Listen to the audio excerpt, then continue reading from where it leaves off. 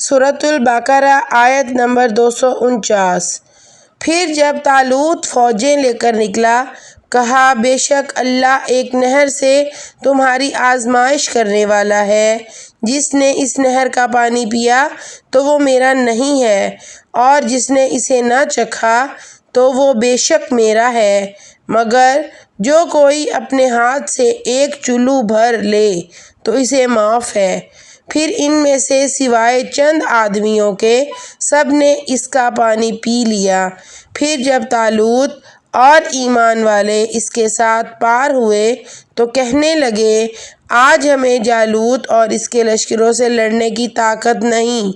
جن لوگوں کو خیال تھا کہ انہیں اللہ سے ملنا ہے، وہ کہنے لگے، بارہا بڑی جماعت پر چھوٹی جماعت اللہ کے حکم سے غالب ہوئی ہے، اور اللہ صبر کرنے والوں کے